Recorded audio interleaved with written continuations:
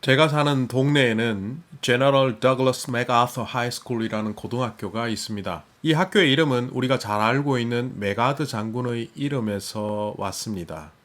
그는 미국의 가장 유명한 장군 중에 한 명이고 2차 대전의 전쟁의 영웅이죠. 한국 사람들에게는 한국 전쟁의 영웅으로 기억됩니다.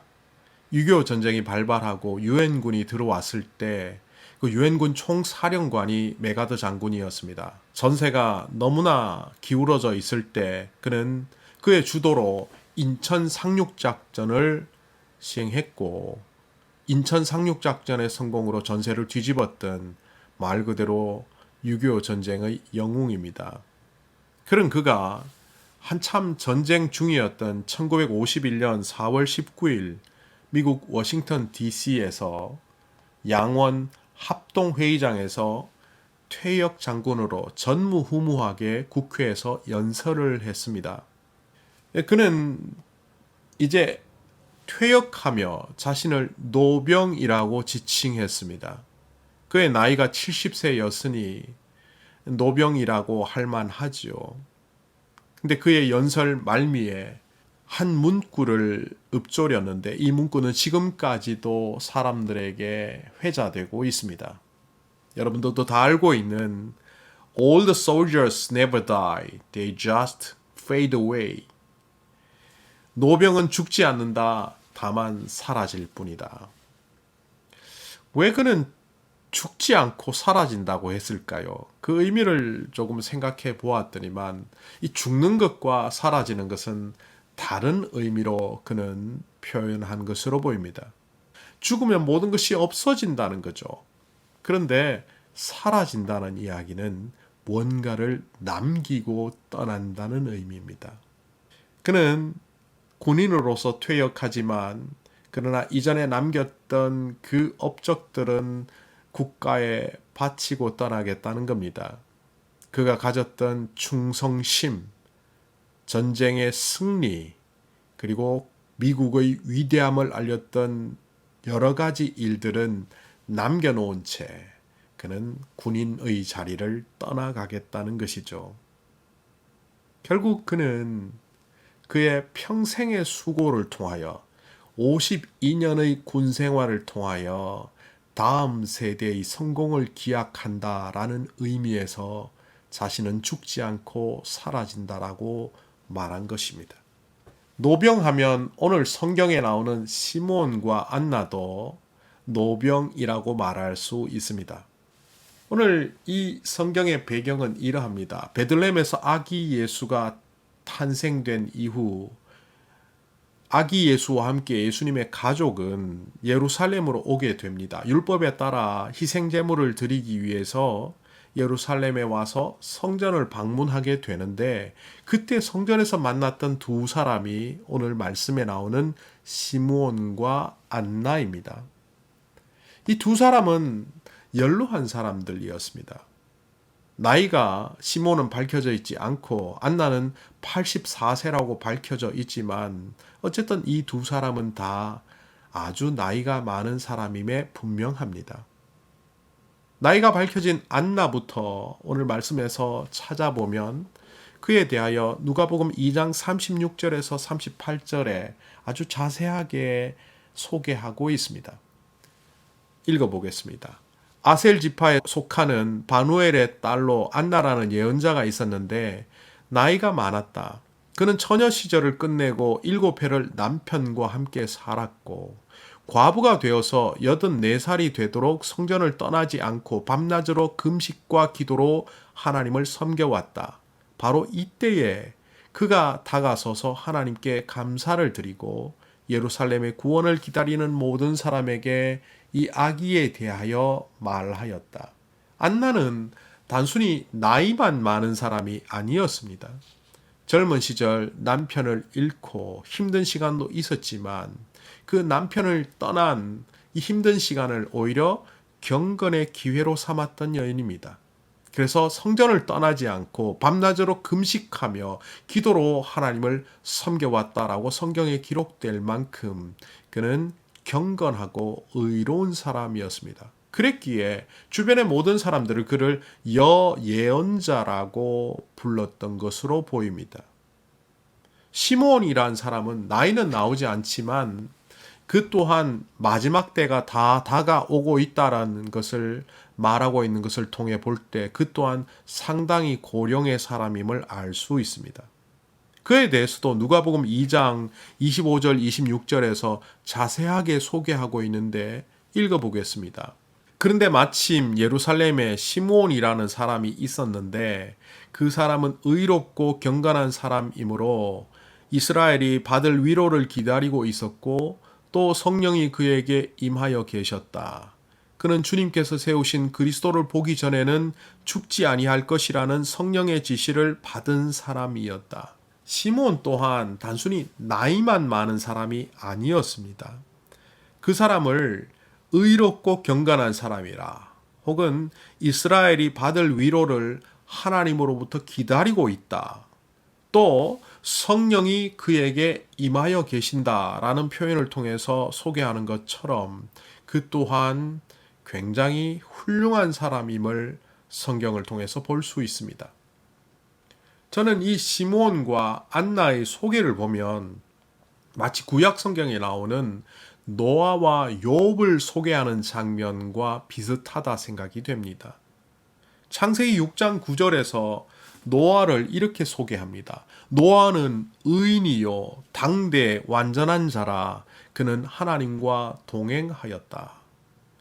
욥기 1장 1절에서 욥을 이렇게 소개합니다. 우스 땅에 욥이라 불리는 사람이 있었는데 그 사람은 온전하고 정직하여 하나님을 경외하며 악에서 떠난 자더라. 이런 소개는 단순히 욥이란 사람, 노아란 사람이 어떤 사람인가를 말하고 그치는 것이 아닙니다.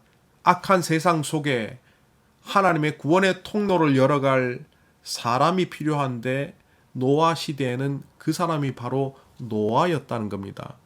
그는 의인이고 완전한 자고 하나님과 동행하는 사람이지만 그것이 중요한 것이 아니라 바로 그런 모습을 통하여 썩어가는 그 세상 속에 하나님의 구원의 통로인 방주를 만들고 방주를 통해서 사람과 짐승을 구원할 수 있는 하나님의 역사의 주인공이 되는 사람으로 하나님이 필요로 하셨다는 의미에서 노아를 소개한 것입니다. 욥도 마찬가지입니다. 죄악이 관영한 그때에 하나님께 온전히 순종하고 비록 부족한 점이 있기는 하지만 고통 속에서도 이겨내고 결국 창조주 하나님, 이 세상을 창조하시고 이 세상의 주관자 되시고 역사의 주관자 되신 하나님을 드러내는 통로로 욥이라는 사람이 그 시대에 필요했기 때문에 그 욥이 성경에 자세히 소개되고 있는 것입니다. 그러니까 노아와 욥의 소개는 그 사람을 드러내는 것이 아니라 그 사람을 통해서 역사하시는 하나님을 드러내기 위한 것이었습니다. 오늘 말씀의 시므온과 안나도 그와 비슷한 사람들입니다. 이들은 결코 평범한 사람들이 아닙니다. 단순히 나이든 노인들도 아닙니다. 주님의 오심을 예비하며 주님을 이 땅에 드러내는 데에 그 시대에 필요한 사람으로 시므온과 안나가 소개되고 있습니다. 그들이 어떻게 준비된 사람인지 25절에 이렇게 시므온을 말하고 있습니다. 이스라엘이 받을 위로를 기다리고 있었다. 38절에 안나를 이렇게 말하죠. 예루살렘의 구원을 기다리는 모든 사람에게 이 아기에 대하여 말하였다. 구원을 기다리는 사람들에게 전할 메시지를 받아서 전하는 사람의 역할을 감당했고 이스라엘이 하나님으로 받을 위로를 기다리면서 그 위로를 메시아를 통해서 받고 사람들에게 전했다는 것입니다.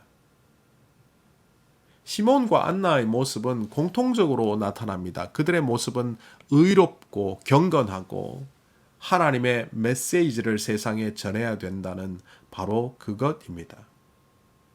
그런데 특별히 주님께서 세우신 그리스도를 보기 전엔 죽지 아니할 것이라는 성령의 지시를 받은 사람, 이라는 의미로 시몬을 소개하고 있는데, 성령의 지시를 받았다라고 할 때 이 지시받았다라는 헬라어 동사는 조금 특별한 의미를 갖고 있습니다.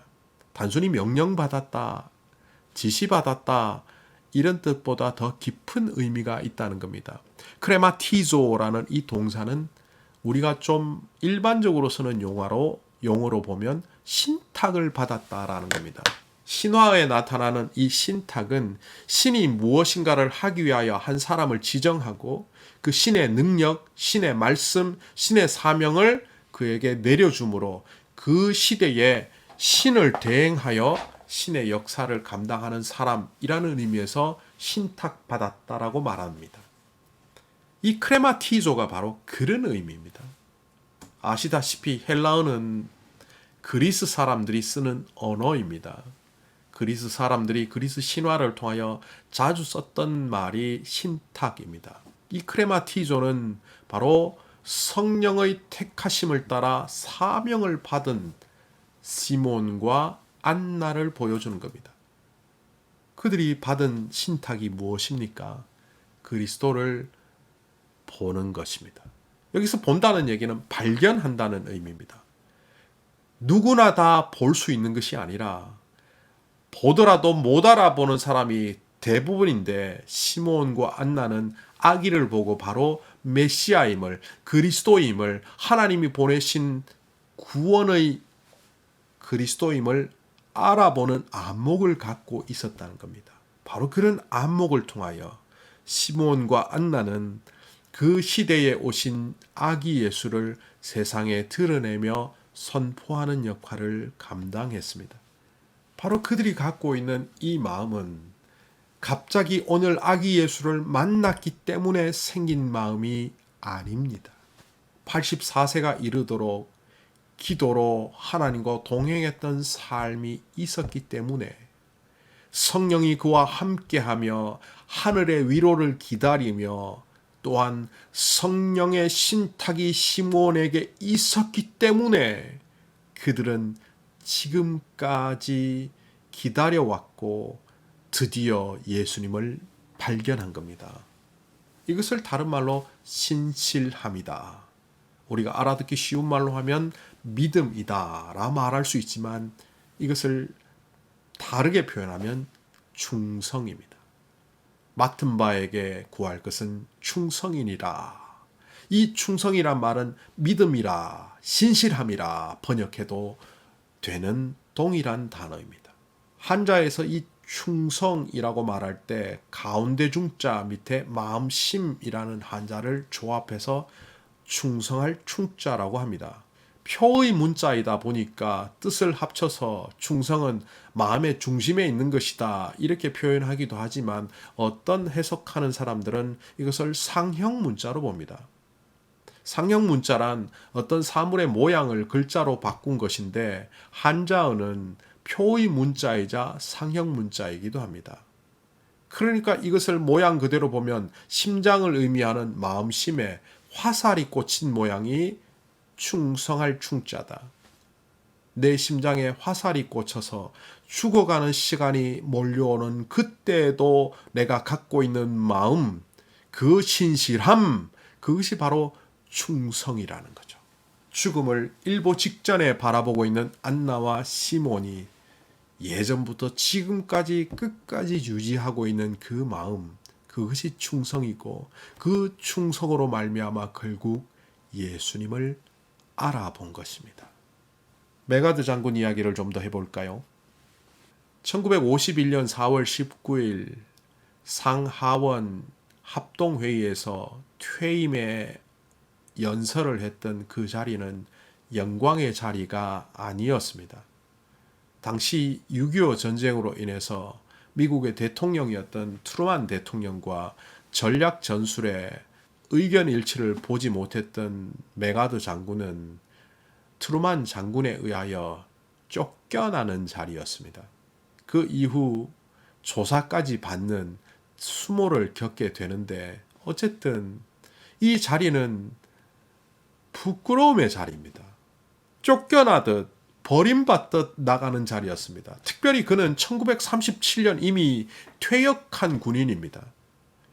그런데도 불구하고 자기의 노년에 다시 태평양 전쟁이 발발합니다. 진주만 폭격으로 말미암아 일본과 태평양 전쟁을 시작하게 된 미국은 퇴역한 군인들 중에서도 소집령을 내려 다시 현역으로 복귀시켰습니다. 바로 그 케이스가 메가더였습니다.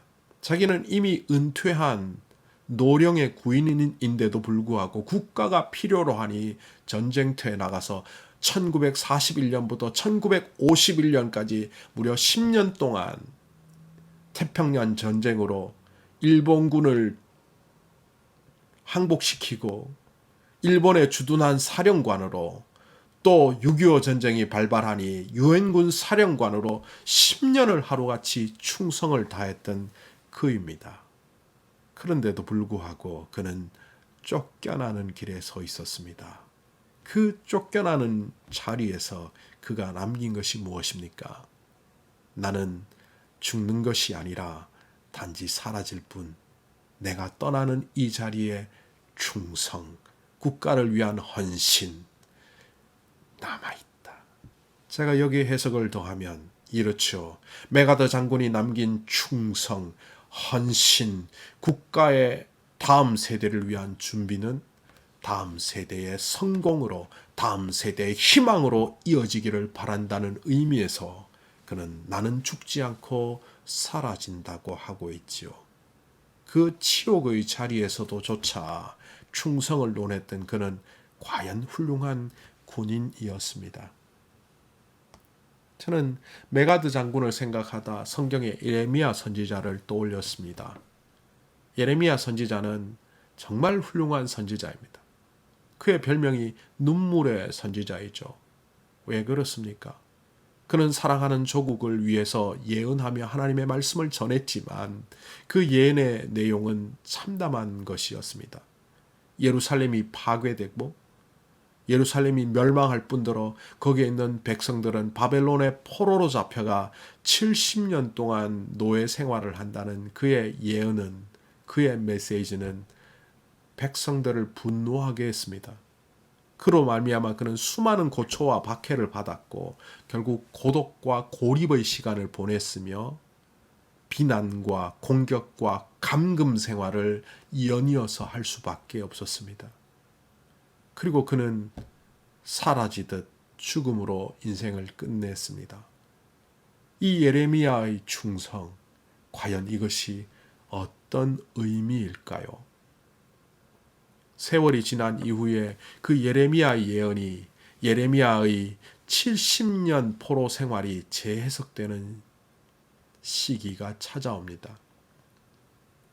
바벨론의 포로로 잡혀가서 가장 큰 성공을 이루었던 다니엘, 그 다니엘이 9장 2절에서 이렇게 말하고 있습니다. 나 다니엘은 거룩한 책들을 공부하면서 주님께서 예레미야 예언자에게 하신 말씀, 곧 예루살렘이 70년 동안 황폐한 상태로 있을 것을 생각하여 보았다. 예레미야가 70년 포로 생활을 얘기했지만 이것은 하나님께서 우리 백성에게 주신 희망의 메시지임을 다니엘은 재해석하기 시작합니다. 결국 이 다니엘의 희망은 또 다음 세대인 느헤미야, 에스라에 가서는 예루살렘을 회복하며 스룹바벨 시대는 그 예루살렘의 성전을 회복하는 성공으로 이어지게 됩니다. 예레미야의 눈물이 다음 세대의 희망이 되고 다음 세대의 희망은 곧 민족의 성공으로 이어진다는 것을 이 예레미야의 수고를 통해서 우리는 봅니다. 시므온과 안나는 노령에 이르기까지 하나님의 일을 감당했던 자들입니다. 드디어 인생 말년에 아기 예수를 만나며 찬양하며 사람들에게 이 아기에 대하여 소식을 전합니다. 그리고 이 소식은 30년이 지난 후 어떻게 나타납니까? 예수님이 예루살렘을 입성할 당시에 전혀 모르는 사람들이 등장하는 모습이 성경에 나옵니다. 마태복음 21장에 보면 예수님께서 예루살렘 입성할 때 타고 갈 나귀를 구할 때에 제자들에게 이렇게 당부를 하십니다. 너희는 맞은편 마을로 가라. 그리하면 곧 메인 나귀와 나귀 새끼가 함께 있는 것을 보리니 풀어 내게로 끌고 오라. 만일 누가 무슨 말을 하거든 주가 쓰시겠다 하라. 주님이 쓰시겠다는 이 말에 그 나귀의 주인은 순순히 내어줍니다. 이 사람 어디서 나왔지? 확실하지는 않지만 시몬과 안나의 메시지는 백성들의 마음속에 뿌리를 내렸고 어떤 사람들에게는 결실을 맺어 메시아를 기다리게 됩니다. 그 기다린 사람 중에 하나가 나귀의 주인입니다. 또 마가복음 14장 12절에 보면 무교절 첫날 6월절에 우리가 말하는 그 최후의 만찬을 제자들과 함께 예수님이 가져야 하는데 장소와 음식이 준비되지 않은 상황 속에서 예수님은 이렇게 지시를 내립니다. 성내로 들어가라. 그리하면 물 한 동이를 가지고 가는 사람을 만날 텐데 그를 따라가라. 어디든지 그가 들어가는 그 집 주인에게 이르되 선생님의 말씀이 내가 내 제자들과 함께 유월절 음식을 먹을 나의 객실이 어디 있느냐 하시더라 하라. 그리하면 자리를 펴고 준비한 큰 다락방을 보이리라. 이 다락방도 누구의 집인지 모릅니다. 그러나 메시아의 소식이 안나와 시몬을 통하여 예루살렘 거민들에게 뿌려져 있었고 그 중에 하나가 꽃을 피고 예수님을 맞이하는 유월절 만찬의 방의 주인이 됩니다.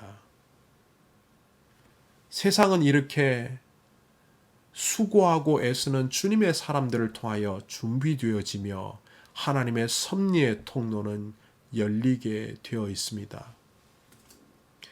일제강점기 우리나라를 삼키기 위하여 수많은 방법을 악랄하게 행사했던 일제가 이상하게도 태평양 전쟁이 발발했음에도 불구하고 이전에 동남아시아 정복 전쟁이 있었음에도 불구하고 1930년대에도 1940년대 전쟁이 거의 끝나갈 즈음에도 우리나라의 젊은이들을 군인으로 차출하지 않았습니다.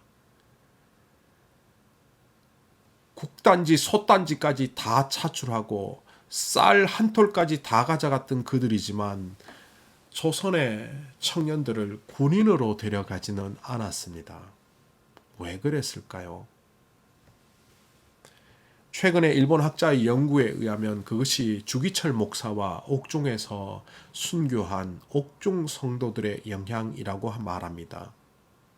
주기철 목사는 신사참배에 반대해서 목사 자리를 쫓겨나고 가족들을 희생하고 자기의 생명을 잃는 순간까지 무려 7년 동안 사투를 벌입니다. 1937년부터 1944년까지 이어진 그의 사투는 결국 죽음으로 끝납니다. 그의 이 눈물이 그의 마지막 순간까지 가졌던 이 충성이 과연 무슨 의미가 있나 말하는데 일본 학자의 연구에 의하면 총뿌리를 조선의 젊은이들이 군인으로 갔다가 총뿌리를 거꾸로 겨누면 오히려 안 하니만 못하다는 그런 분석에 의하여 군인으로 차출하지 않았다고 합니다. 그 근거는 바로 주기철을 비롯한 옥중 성도들이 악랄하기 때문에 그랬다는 일본의 문서가 있습니다. 우리는 언젠가는 사라집니다. 육신의 생명은 없어집니다. 그러나 우리의 믿음은 남아 있습니다. 주님 안에서 평가받을 것이고 우리의 다음 세대에 이어가는 믿음으로 남아야만 합니다. 또한 하느님 교회를 계속해서 세워가는, 아니 이 땅에 주님의 나라와 주님의 교회를 세워가는 믿음으로 이 땅에 남아야 합니다. 그것을 위하여 우리는 오늘도 수고하기를 멈추지 않아야 하고 나이가 들든 나이가 들지 않든 우리의 신실한 충성과 믿음은 계속해서 주님과 행진해야 합니다. 바로 이런 우리의 믿음의 수고가 다음 세대의 희망이 되고, 그것은 결국 공동체의 성공으로, 주님의 나라의 성공으로 이 땅에 열매 맺기 때문입니다. 저와 여러분은 어떤 믿음의 수고를 하고 있습니까? 또한 그 믿음의 수고가 어떻게 이 땅에 희망으로 전달되고 있습니까? 기도하시겠습니다.